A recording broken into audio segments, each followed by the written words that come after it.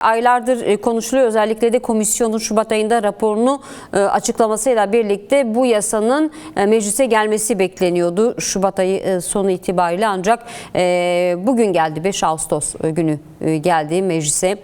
Meclis başkanlığına imzalarla 360 imzayla birlikte sunuldu kanun teklifi. Tabii içeriğini ayrıntılı bir şekilde konuşuyoruz. Konuşmaya da devam edeceğiz. Ancak ona geçmeden önce şunu sormak istiyorum.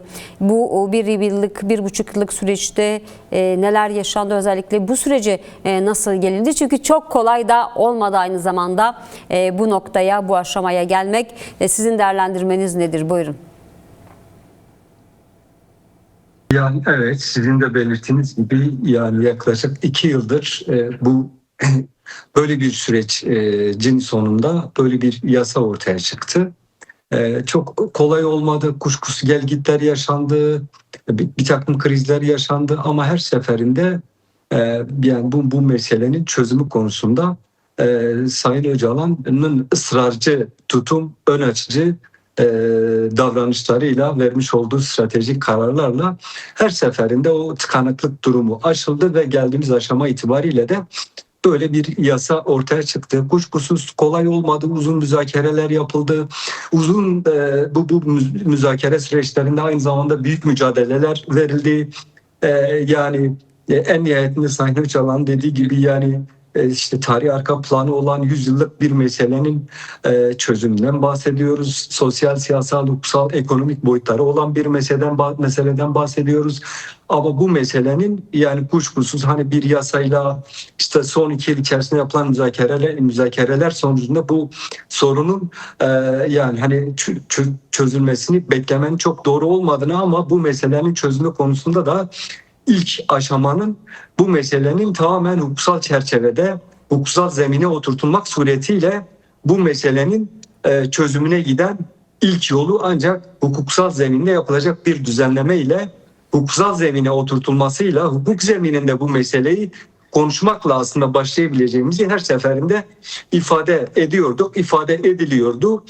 Sonuç itibariyle bu yasa kuşkusuz hani içeriğini konuşuruz ama eksikliğiyle, yetersizliğiyle yani aynı zamanda hani tarihi bir meselenin hukuksal zemine oturması, aynı zamanda Kürtlerin Kürt sorununun demokratik barışçıl yöntemlerle çözümü konusunda sırtımızı dayayabileceğimiz bir yasa aslında metni olduğu, hukuk dışına itilen Kürtlerin tamamen hukuksal zemine taşındığı, hukuksal zeminde tariflendiği ve demokratik siyaset alanının yani işte genişletildiği bir olanak sağlandığı bir aslında düzenleme bir aşama olarak da değerlendirebiliriz. Yani eksiği evet olabilir ama önemli yanlarının da olduğunu belirtmekte fayda var diyebilirim yani kısaca. Evet, peki önümüzdeki süreçte tabii yasa çerçeve yasa meclise geldi. Bugün tartışılacak komisyonda, akabinde genel kurulda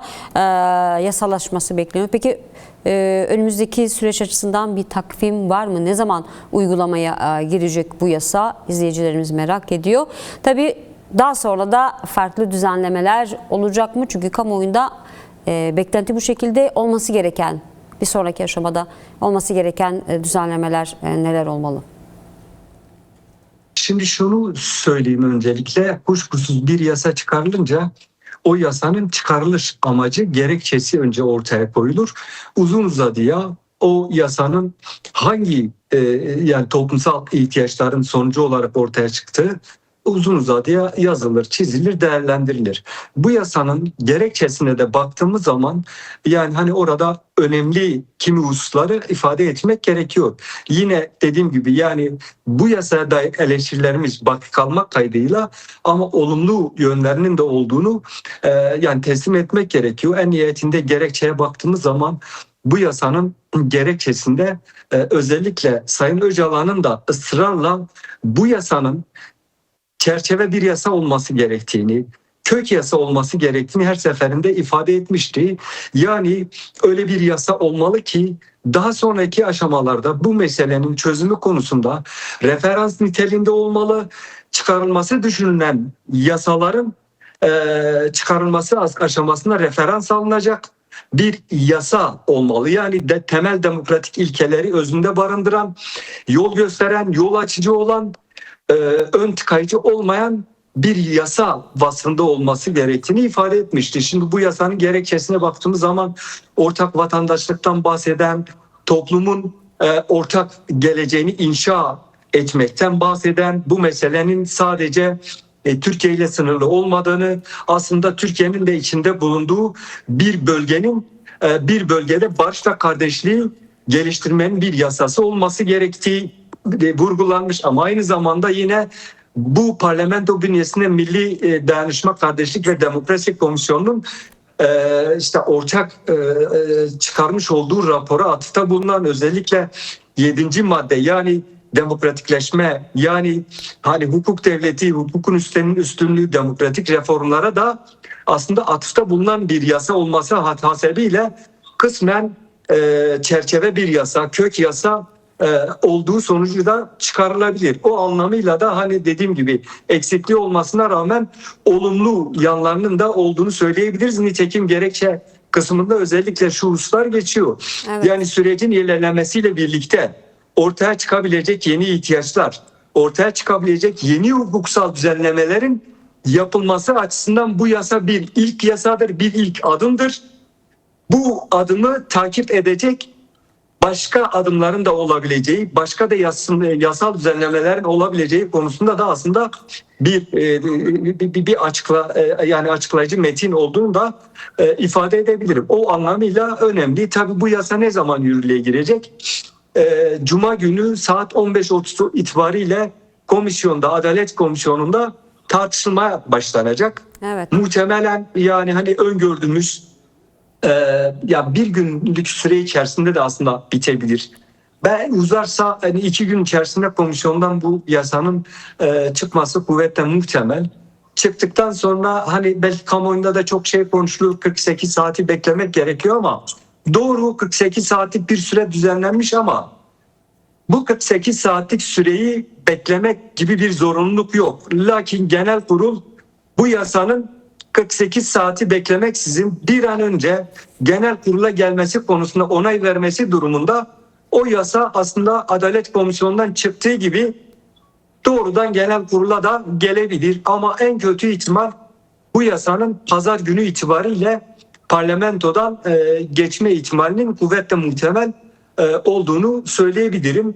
Bu yasa peki ne zaman yürürlüğe girecek? Evet. Kuşkusuz yasanın kendisinde de hani belirtildiği üzere bu yasa Milli Güvenlik Kurulu'nun silahların imhası, silahların yani silahsızlanma sürecinin Milli Güvenlik Kurulu tarafından teyit edildiğine ilişkin raporun meclise sunulması durumunda, ilgili birimlere sunulması durumunda ve ilgili birimlerin de bu meseleye onay vermesi durumunda bu yasanın yürürlüğe gireceği belirtilmiş. Yani bu yasanın hani ne zaman yürürlüğe gireceği konusunda tam olarak bir tarih vermek bugünden belki çok doğru olmayabilir ama evet, öngördüğümüz yani en kısa süre içerisinde yürürlüğe gireceği konusunda bu 1 ay da alabilir, 2 ay da alabilir ama ben 3 ayı aşmayacak bir süreç olabileceğini düşünüyorum. O süreç tamamlandıktan sonra bu yasa yürürlüğe girecek. Yürürlüğe girdikten sonra da yani kuşkusuz cezaevindeki işte gerilla arkadaşlarımızın, yurt dışındaki arkadaşlarımızın da bu yasa kapsamında istisnai 1-2 madde dışında bütün arkadaşlarımızın bu yasa kapsamında demokratik toplumsal siyasal yaşama katılmaları konusunda yani olumlu düzenlemeler olduğunu da söyleyebilirim. Peki Sayın Eren, hemen son sorum olacak. Önder Apo'nun tabii statüsünün de bu yasada yer alması isteniyordu. Kürt toplumunun, Kürt halkın talebi buydu. Yer almadı tabii ki. Belki önümüzdeki yasalarda bu konuda yeni bir düzenleme olabilir. Ancak ona geçmeden önce bugün AKP yetkililerinden açıklama olmuştu. Aynı soruyu gazeteciler kendilerine de yöneltmişti.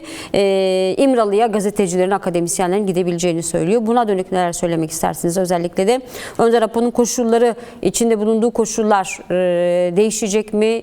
Değişti mi? Özgür yaşar, çalışır koşullara kavuşacak mı? Temas kurma olanakları sağlanacak mı? Buna dönük tartışma yürütüldü mü? Buna dönük elinizde bilgi var mı? Ya şunu söyleyebilirim. Yani kuşkusuz bu sadece hani Türkiye'de yaşanan bir problem değil, dünyanın birçok yerinde aynı zamanda çatışma çözüm süreçleri yaşanmış ve kalıcı barış neyle sağlanmış, nasıl sağlanmış? Bizatihi müzakerecilerin, yani aynı masada olanların bir süre sonra özgürlüklerine kavuşması ve diğer toplumsal ihtiyaçların karşılanması, kolektif hakların bir nebze de olsa tanınması akabinde süreç kalıcı barışa kavuşmuş. Bizim meselemizde de kuşkusuz bu meselenin sadece yasanın çıkmasıyla sonlanmayacağını hepimiz biliyoruz. Bu yasanın 7. maddesi, yani belki hani bugünden bunu konuşmak bilmiyorum, erken olabilir ama bu yasanın bizatihi 7. maddesinin 2. fıkrası çok böyle hani incelendiğinde, Evet. sizlerde de belki bu metin var, sizler de Evet. baktığınızda aynen şunu söylüyor: kurul tarafından sürecin örgüt nezdindeki ilerlemesini sağlamak üzere alt komisyonlarda görevlendirme yapılabilir. Dolayısıyla iki kurulun oluşacağı, yani yasaya göre bir Cumhurbaşkanlığı yardımcılığı bünyesinde oluşacak. Evet. İçinde Adalet Bakanlığı'nın, İçişleri Bakanlığı'nın, Milli Savunma Bakanlığı'nın, işte Genelkurmay Sekreterliği'nin, Cumhurbaşkanlığı Sekreteryası'nın oluşacağı bir kurul oluşacak ve bu kurul aynı zamanda alt komisyonlar oluşturacak. Bu sürecin devamı konusunda aslında bir iradenin ortaya çıktığını, bu sürecin devamı konusunda da oluşturulacak alt komisyonlarda bir takım görevlendirmelerin yapılacağı ve yapılacak görevlendirmelerde de yine yani Kürtleri temsilen, Kürt hareketini temsilen bu sürecin temel aktörü, yani müzakerecisi olan Sayın Öcalan'ın da bu kurullarda bu sürecin yönetilmesi konusunda yani rolünü oynayacağı konusunda aslında yani hani bir düzenlemenin olduğunu söyleyebilirim. Kuşkusuz bu yasanın yürürlüğe girmesiyle birlikte yani Sayın Öcalan'ın özgür çalışır yaşar koşullarının da değiştirilmesi konusunda evet, yani hani bizim de aldığımız bilgiler var. Hükümet yetkililerinin de yapmış olduğu açıklamalar var. Bu süreç aynı koşullara sahip olmakla kalıcı bir barışa evrilebilir. Evet. Aynı koşullara sahip olunmadan, göz hizasında bu süreç yürütülmeden, taraflar göz hizasında, omuz hizasında birbirine bakmadığı sürece bu meselenin bir yasayla sonuca, yani nihayete ermesi, kalıcı barışa dönüşmesi, Kürt sorununun demokratik barışçıl yöntemlerle çözümünün namümkün olduğu dünya deneyimlerinden de anlaşılıyor. O nedenle yani bu yasa evet eksikliği, yetersizliğiyle birlikte büyük bir kapı aralamıştır. Önemli bir eşik atlatılmıştır. Güvendiğimiz derken yani yaslanacağımız devasa bir duvar ortaya çıkmıştır. Bura üzerinden aralanan bu kapıdan içeri gireceğimiz ve orayı üzerinden demokratik siyasal yaşama katılacak arkadaşlarımızla birlikte Kürt sorununun temel kolektif haklarının tanınması konusunda da mücadele etme olanağına kapı aralanmıştır. Önemli bir eşik aşılmıştır. Bundan sonrası açısından da yani hani umutlu olduğumuzu söyleyebilirim. O konuda çok karamsar olmaya gerek yok. Evet, umutluyuz. O konuda da yani bütün halkımıza da evet, dediğim gibi bu böyle hani yani bayram havasında evet kutlanacak bir şey değil ama değersizleştirebileceğimiz bir mesele de değil. Önemli mücadelelerin sonucunda ortaya çıkmış, büyük bedellerin sonucunda ortaya çıkmış, üzerinde uzlaşı sağlanmış bir metindir. Değer atfetmek gerekiyor, önemsemek gerekiyor. Sağladığı olanakları, koşulları kullanmak, buraya üzerinden yürümek gerekiyor. Ben bunu söyleyebilirim. Peki, çok teşekkür